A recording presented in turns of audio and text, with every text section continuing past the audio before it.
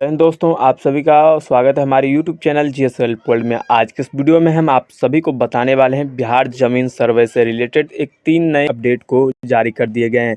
जी हाँ दोस्तों, अब बिना वंशावली के, साथ ही बिना दाखिल खारिज के, बिना बंटवारा के भी यानी कि मौखिक बंटवारा के द्वारा भी अब आप अपने ज़मीन का सर्वे करा पाएंगे। ज़मीन कैसे आप सर्वे कराएंगे बिना वंशावली और मौखिक बंटवारे से, तमाम जानकारी आगे वीडियो में बताएंगे। और इस चैनल पे हम ज़मीन सर्वे से रिलेटेड बहुत सारे वीडियो बना दिए हैं।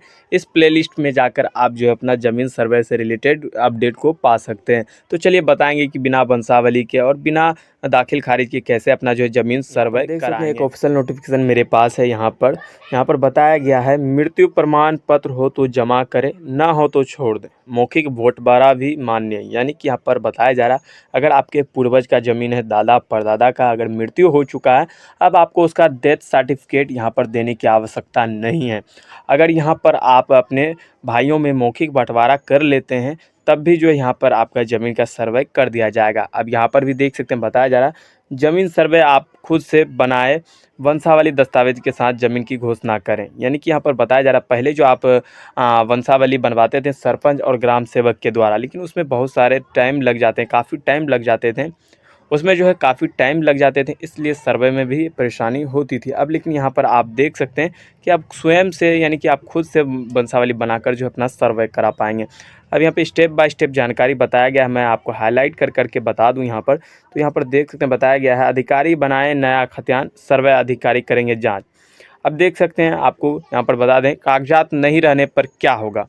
तो ज़मीन का दावा करने वाले व्यक्ति के पास ज़मीन का कागजात नहीं है, ऐसे स्थिति में ज़मींदार के पास दस्तावेज होगा, सर्वे अधिकारी द्वारा खोजा जाएगा, अधिकारी दावे का सत्यापन करेंगे, दावा सही है तो खतियान बनेगा। यानी कि यहाँ पर बताया जा रहा है कि अगर आपके पास आपकी ज़मीन का कोई दस्तावेज नहीं है, आपके आसपास में जो घर हैं या कोई भी व्यक्ति रहते हैं, उसके पास जो भी दस्तावेज हैं, जैसे कि मान के चलिए ये आपका ज़मीन है, इसके साइड में कोई और व्यक्ति रह रहा है, इस साइड में कोई और व्यक्ति रह रहा, इस साइड में कोई और रह रहा, तो इसके पास जो है यहाँ पे सर्वे टीम उससे दस्तावेज लेंगे और उसके अनुसार आपका जो है दस्तावेज ज़मीन का यहाँ पर खोज लिया जाएगा। तो यहाँ से ऐसे आपको पता चल पाएगा आपकी ज़मीन की जानकारी। अब यहाँ पर मान के चलिए, अब दूसरा स्टेप में क्या बताया गया, मैंने बताया ज़मीन का दस्तावेज नहीं रहना पर आपका कैसे सर्वे होगा।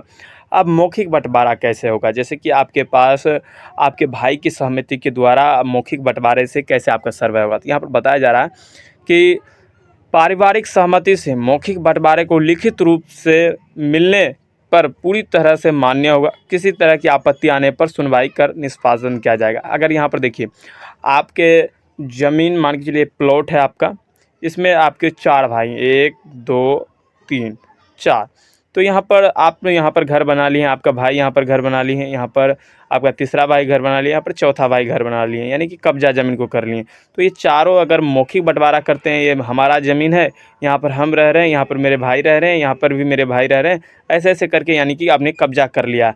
तो इस तरह से आपको एक पेपर पे मौखिक बंटवारा बनाकर सर्वे टीम को देंगे, तो आपका ज़मीन जो है सर्वे कर दिया। अगर इसमें कोई भाई आपका आपत्ति दर्ज कर देता है बिना सहमति के, तो यहाँ पे जो है ज़मीन सर्वे आपका रोक दिया जाएगा। अगर सभी भाई असहमति देते हैं तब मौखिक बंटवारा यानी कि हो जाएगा, उसके बाद सर्वे कर दिया जाएगा सर्वे टीम के द्वारा आपका। अब यहाँ पर मैं बता दूँ कौन ज़मीन सरकारी है। यहाँ पर ज़मीन में बहुत सारे व्यक्ति को पता नहीं चल पाता कौन सा ज़मीन सरकारी है, कौन सा निज है। तो यहाँ पर देख सकते हैं, गैर मजरूआ आम और गैर मजरूआ खास बिहार सरकार की ज़मीन है, वही कैसरे हिंद ज़मीन केंद्र सरकार की है, इस ज़मीन का खतियान सरकारी है। यहाँ पर बताया गया है गैर मजरूआ जो है आम और गैर मजरूआ खास बिहार सरकार का है, वही कैसरे हिंद जो है आपके केंद्र सरकार की ज़मीन होती है। तो कि सरकारों के नाम से यहाँ पे जो है यहाँ पे खतियान होता है। अब यहाँ पर अब नीचे स्क्रॉल करेंगे तो यहाँ पर बताया गया कि वंशावली क्यों ज़रूरी है। अब बहुत सारे व्यक्ति सोचते हैं वंशावली का यहाँ पे कोई रोल नहीं है, वंशावली यहाँ पे फालतू में बनाते नहीं। यहाँ पे वंशावली इसलिए ज़रूरत होता है कि अगर आपके दादा परदादा का ज़मीन है, उस स्थिति में आप चाहते हैं अपने नाम पे ज़मीन को ट्रांसफ़र कराने के लिए, इसलिए आपका जो है वंशावली लगता है। यहाँ पर बताया भी गया है कि वंशावली क्यों ज़रूरी है, तो इसमें संक्षेप में जानकारी दिया गया। मैं यहाँ पे हाईलाइट करके बता दूं कि वंशावली को पारिवारिक सूची कहते हैं। इसकी ज़रूरत नाम ट्रांसफ़र के लिए इसको खुद बनाकर देनी है, सर्वे अधिकारी गाँव में जाकर जाँच करेंगे। अब यहाँ पर जैसे कि आपके दादा का ज़मीन है या परदादा का ज़मीन है, उसमें आप 2 भाई हैं, दो भाई हैं तो अब चाहते हैं कि आप दोनों के नाम पे आपका जो है ज़मीन हो जाए, इसलिए आपको बंटवारा देना पड़ता है। जैसे कि मेरा आपके दादा का ज़मीन है, यानी कि मान के एक नाम ले लेते हैं XYZ का ज़मीन है प्रथम।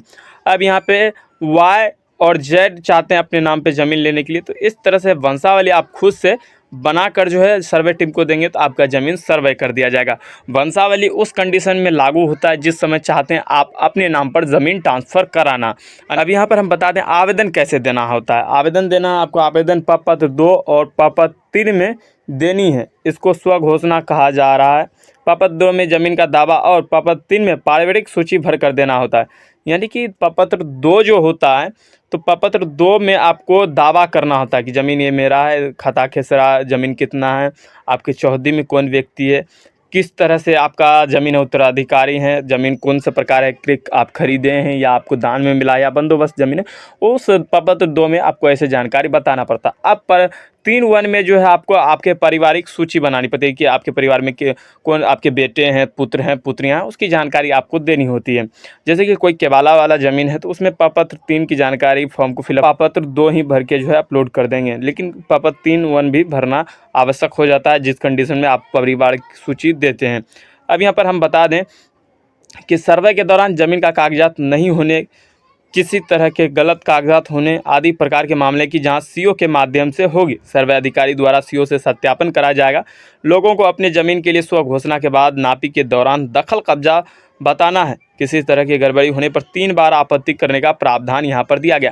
अगर आपके ज़मीन में कोई भी त्रुटि होती तो आपको 3 बार आपत्ति देने को मौका मिल रहा है। जैसे आपकी ज़मीन पे कोई कब्जा कर लिया है, आपको यहाँ पर उस कब्जे वाले व्यक्ति ने आपकी ज़मीन का सर्वे करा लिया, तो आपको एक नोटिस बोर्ड आपके पंचायत भवन या ऑनलाइन देखने को मिलेगा। तो उस समय अगर आपको ज़मीन पे आपत्ति है तो आप आपत्ति कर सकते हैं।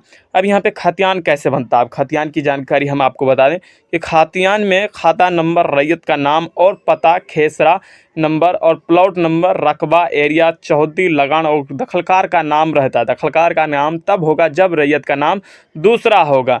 तो इस तरह से खतियान बनता है। तो आपको इस वीडियो में हमने बताया कि बिना वंशावली के और बिना यहाँ पे कोई दस्तावेज के भी और मौखिक बंटवारा से भी अब आप अपने ज़मीन का सर्वे करा पाएंगे। अगर यह वीडियो आपको अच्छा लगा हो तो वीडियो को लाइक करें, साथ ही चैनल को सब्सक्राइब करें और वीडियो को शेयर करें ताकि आपके भी नज़दीकी लोगों को पता चल पाए कि बिना वंशावली के और मौखिक बंटवारा के द्वारा ज़मीन जो है सर्वे करा पाएंगे।